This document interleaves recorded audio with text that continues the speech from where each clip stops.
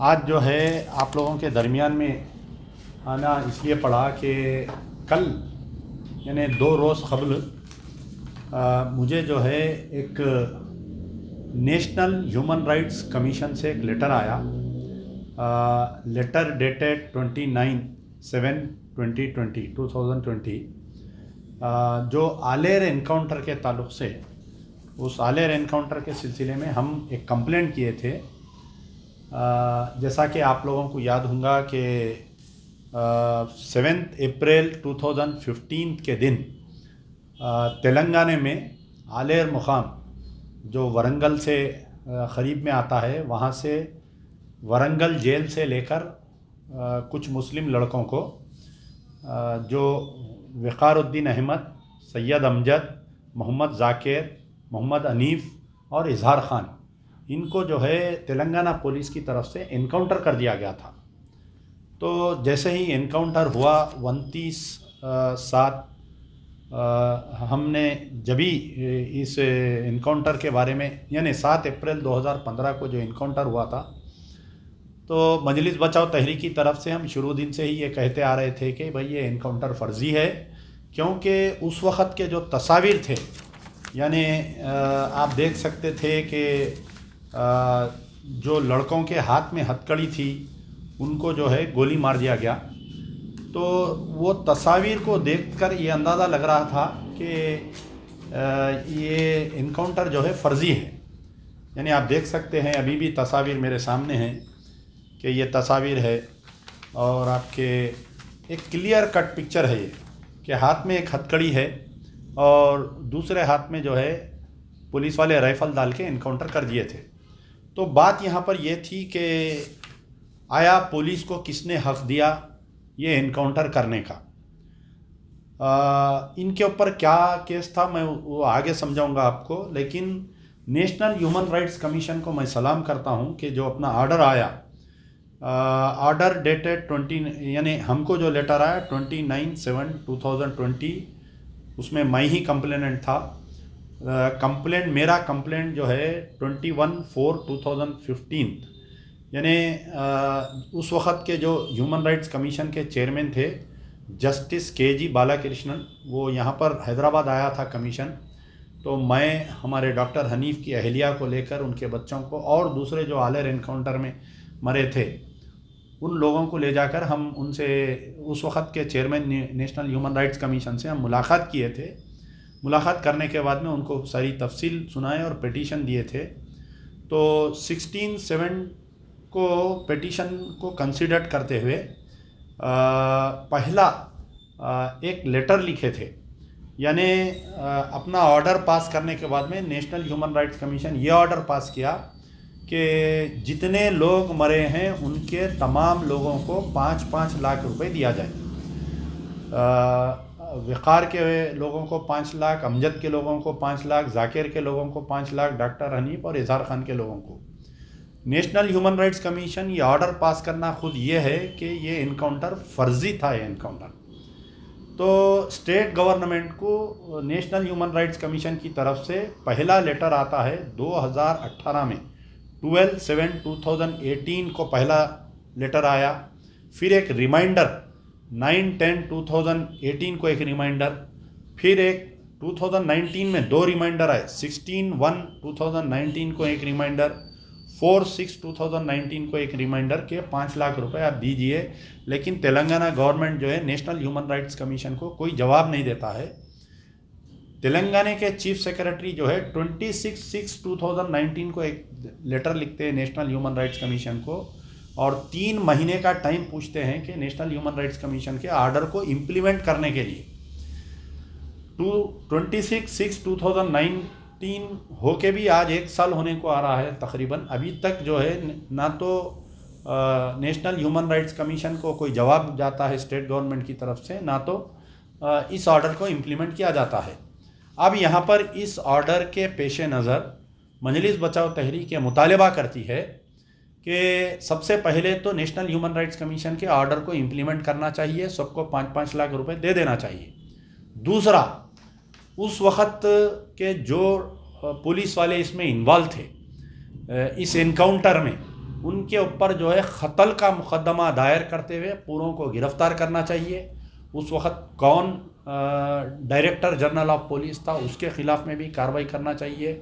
वो कौन counter intelligence के पुलिस वाले थे, कौन इन्वॉल्व थे, सारों को इक़दाम क़त्ल में गिरफ़्तार करना चाहिए। जैसा गुजरात में फ़र्ज़ी इनकाउंटर्स पे पुलिस वालों को गिरफ़्तार किया गया, जैसा सोहराबुद्दीन इनकाउंटर में, इशरत जहाँ इनकाउंटर में, जो भी इनकाउंटर्स गुजरात में हो रहे थे, करीब करीब 30-30, 40-40 पुलिस वालों को गिरफ़्तार किया गया। मेरा मुतालबा है कि हमारे KCR साहब से कि आप जो है फौरी नेशनल ह्यूमन राइट्स कमीशन के आर्डर के पेश नज़र, और महमूद अली साहब एक मुसलमान होम मिनिस्टर थे है, और जब जिस वक़्त इनकाउंटर हुआ ये डिप्टी चीफ मिनिस्टर थे, तो हम जब इनसे जाके नुमाइंदगी करे थे तो इन्होंने कहा था कि इनकाउंटर को हक़बा जानिब करार दिया था। अब आप बताओ, मैं आपको थोड़ा इनकाउंटर की और मज़ीद तफसील में जाना चाहता हूँ कि ये जो 5 लड़के थे इनके ऊपर इल्ज़ाम क्या था। इनके ऊपर ये 5 लड़कों के साथ में और 6 लड़के भी गिरफ़्तार किए गए थे। जुमला 11 लोग या 12 लोग थे इसके अंदर। तो इन लोगों के ऊपर क्या इल्ज़ाम था, यानी जो मक्का मस्जिद 18 मई 2007 में मक्का मस्जिद ब्लास्ट हुआ था, तो मक्का मस्जिद ब्लास्ट होने के बाद में जो मक्का मस्जिद ब्लास्ट की बरसी से ऐन क़ब्ल 17 मई 2009 को, यानी 17 मई 2019 के दिन जो है राधा कृष्णा मूर्ति नामी एक होमगार्ड को जो है ये फलकनुमा के करीब में जो है एक पुलिस फायरिंग में एक जवान को कोई मारे थे। कौन मारे थे, क्या मारे थे, नहीं मालूम। तो किलिंग ऑफ होमगार्ड ऑन 17 मई 2009 के बाला स्वामी कोई होमगार्ड था, उसको मारे बोल के इनके ऊपर पहला इल्ज़ाम था। दूसरा इल्ज़ाम इनके ऊपर था कि शालीबंडा वालगा होटल के करीब में 4 मई 2010 को कोई वी रमेश कांस्टेबल को ये लोग फायर करके मारे। और तीसरा इनके ऊपर इल्ज़ाम था कि ई सेवा रॉबरी 16 जनवरी 2003 के दिन एक रॉबरी हुई थी आपके यशोदा हॉस्पिटल के सामने जो ई सेवा था वहाँ पर। तो यानी इन 11 लड़कों के ऊपर 3 इल्ज़ामात थे। पहला इल्ज़ाम था 17 मई 2009 को एक होमगार्ड बाला स्वामी के फायरिंग करके मारने का। दूसरा इनके ऊपर इल्ज़ाम था वी रमेश कांस्टेबल को 4 मई 2010 को पुलिस फायरिंग में शाली वालगा होटल का ने मारे। तीसरा ई सेवा रॉबरिंग 16 जनवरी 2003 को SC नंबर 440 ऑफ 2011। ये केस का ट्रायल चल रहा था। तो इस दरमियान क्या हुआ, इन लोगों को यहाँ पर पहले चंचलगुड़ा जेल में रखे कुछ दिन, फिर उसके बाद में चरलापल्ली जेल में लेके गए, फिर इन लड़कों को ट्रांसफ़र करके वरंगल की जेल में लेके गए इन लोगों को। तो जिस वक्त इनको वरंगल की जेल में लेके गए थे, वेखार के वालिद जाके पिटीशन डाले थे कि मेरे लड़के को इनकाउंटर करने की साजिश हो रही है, लिहाजा मैं अदालत से इंसाफ मांगता हूँ, मेरे लड़के को यहीं हैदराबाद में रखो। लेकिन वरंगल की जेल से रोज़ाना इनको नामपल्ली कोर्ट में लाया जाता था। ये 3 केसेस का ट्रायल चल रहा था जिसमें 11 लोग अक्यूज थे। तो तकरीबन जो है 38 विटनेस हॉस्टाइल हो गए थे, विटनेस नहीं थे, क्योंकि ये केस में ये लोगों को जो इन्वॉल्व करे थे इट सीम्स के ये लोग ये फर्जी था। तो इनका इनकाउंटर हुआ 7 अप्रैल 2015 के दिन। 5 लोगों को मार दिया, 11 में से 5 को अलग करके इन लोगों को हाथ में हथकड़ियाँ हैं, आलेर के करीब में जो है पुलिस वाले मार दिए। और इनके ऊपर ये इल्ज़ाम लगाए कि रास्ते में ये लोग बंदूक कोई SI की या कांस्टेबल की बंदूक खींचने की कोशिश करे। तो जो पुलिस का इल्ज़ाम था इनकाउंटर करने की वजह जो बताई कि ये लोग बंदूक खींच के भागने की कोशिश कर रहे थे, कुछ पेशाब के लिए रुके थे बल्कि। तो मैं आपको बतलाना चाह रहा हूँ कि हाई सिक्योरिटी प्रिजनर्स थे लोग, हाई सिक्योरिटी। तो हाई सिक्योरिटी प्रिजनर्स को जब ट्रांजिट करते, इनको कहीं भी रास्ते में बिरयानी खाने के लिए या पेशाब करने के लिए इनको नहीं रोका जाता, पहली चीज़। दूसरी चीज़ ये है कि जब हाई सिक्योरिटी प्रिजनर को एक मुकाम से दूसरे मुकाम यानी जेल से कोर्ट ले आया जाता है, कंसर्न पुलिस स्टेशन का पुलिस इंस्पेक्टर उनको स्कार्ट करता और स्पेशल स्कार्ट पार्टी लेके जाते। वो जो गाड़ी रहती है उसमें भी अंदर कैमरे रहते, पूरे बाहर पूरा कैमरे रख के इनको लेके जाते। जेल से निकलने से पहले इनके दोनों हाथ में हथकड़ी और यहाँ तक के पैर में इनके हथकड़ी डालकर लेके जाते। तो पुलिस का जो इल्ज़ाम था कि ये लोग बंदूक खींच के भागने की कोशिश करें, आया हाथ में हथकड़ी रखते हुए आदमी बंदूक खींचने की कैसा कोशिश कर सकता, ये हमारा पहला सवाल था। जब दूसरा ये जो फोटो आई थी, तमाम लोग जो है जब इनको सीट पे बिठाया जाता था तो इनके एक हाथ में हथकड़ी रहती थी और दूसरी हथकड़ी जो है सीट को बनते थे। तो वक़ार की जब बॉडी अंदर से जो फोटोस आए थे उसमें क्लियरली ये मेंशन था कि हाथ में हथकड़ी लगी हुई है, ये आप लोग देख सकते हैं फोटो में। तो पहला जो killing of home guard on 17 मई 2009, इसका एक्विटल आया सेकेंड एडिशनल MSJ का 14 सितंबर 2016 को देवर एक्विटेड, ऑल 11 वेर इंक्लूडेड। अगर ये 5 लोग जिंदा रहते तो ये लोग भी शायद एक्विट हो जाते। फिर दूसरा जजमेंट आया दूसरे केस का, जो शालीबंडा वालगा होटल पे जो वी रामास्वामी कांस्टेबल को मारने का इल्ज़ाम था 4 मई 2010 के दिन। 31 मई 2017 को 8th एडिशनल MSJ इसका फैसला सुना दिया, पूरे 11-12 लोगों को बाइज्जत बरी कर दिया इसमें से। तीसरा केस जो था ई सेवा राबरी का, उसका भी फैसला आ गया, जो 16 जनवरी 2003 को वक़ार और साथी ई सेवा लूटे बोल के जो इल्ज़ाम था 7th एडिशनल MSJ 7/7/2017 के दिन, इसमें भी बाइज्जत बरी कर दिए। यानी जो पुलिस का इल्ज़ाम था इन लोगों के ऊपर 3 केसेस में, अगर ये लोग जिंदा रहते तो तीनों बाइज्जत बरी हो जाते। जो लोग बाकी के अब जिंदा है, जो 5 को मार दिए, 6 जो जिंदा है वो पूरे बाइज्जत बरी हो गए।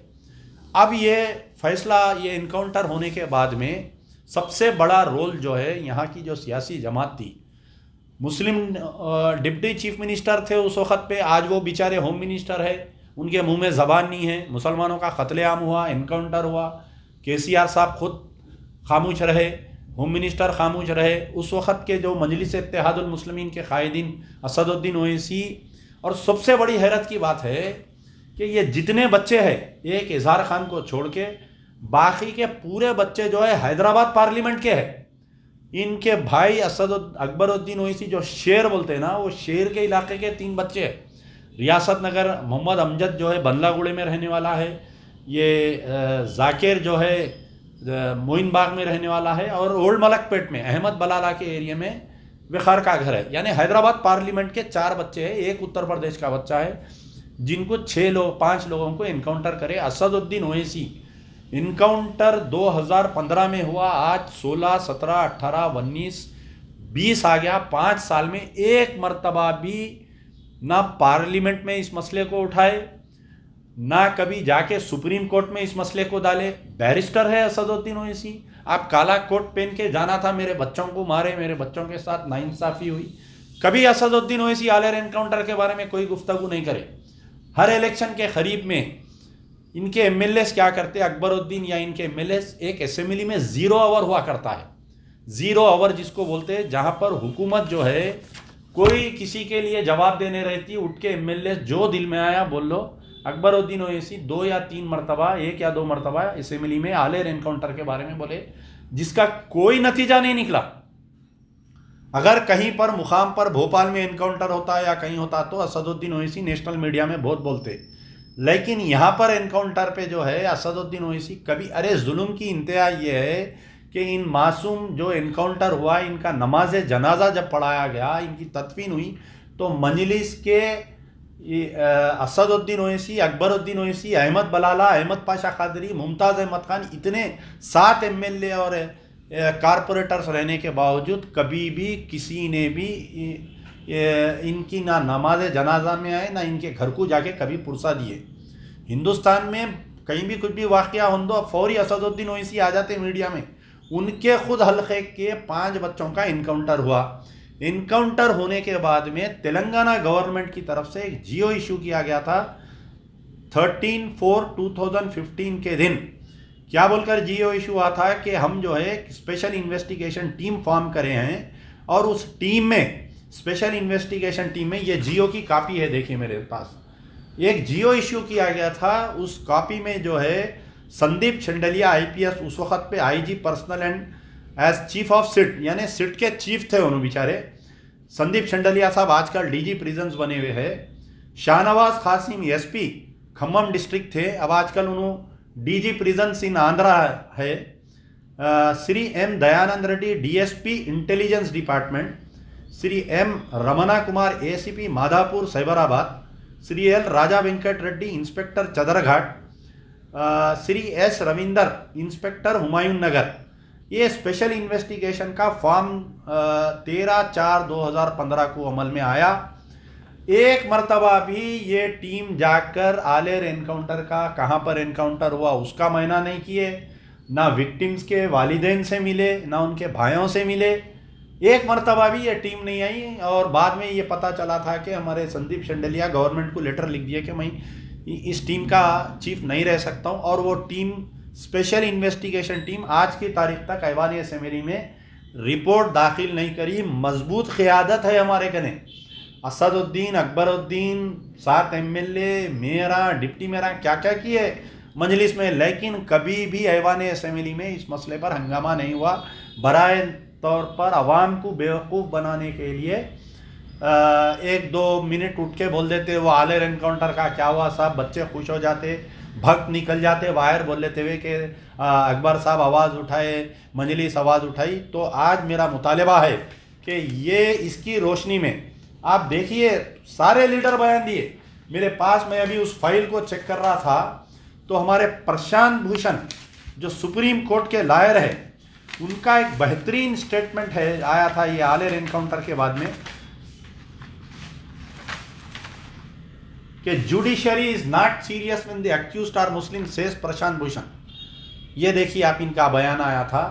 तो हमारा मुतालबा है मजलिस बचाओ तहरीक की तरफ से ये जो स्पेशल ये नेशनल ह्यूमन राइट्स कमीशन का जो जजमेंट आया है कि 5 लाख रुपए हर विक्टिम की फैमिली को देना चाहिए और इसकी तहकीकात करना चाहिए। तमाम जितने इसके अंदर मुलविस थे ये सबको एकदम सबको कत्ल के केस में गिरफ्तार करना चाहिए कोई कानून। और सबसे बड़ी चीज़ ये है कि यहाँ की जो अपोजिशन गवर्नमेंट है, कांग्रेस पार्टी है, चाहे तेलुगु देशम है, CPI है, CPM है, तमाम जमातों से मेरा मुतालबा है कि ये NHRC के फैसले के पेश नज़र आलेर एनकाउंटर के ऊपर फिर से दोबारा इसकी री इंक्वायरी होना चाहिए और असदुद्दीन ओवैसी को भी बोलना चाहिए आपके भी पेट में औलाद है, अकबरुद्दीन ओवैसी के भी पेट में औलाद है। ये जो आलेर एनकाउंटर में जो मजलूम मरे हैं इन शोधाएँ जो है इनके घर वाले इंतज़ार में हैं।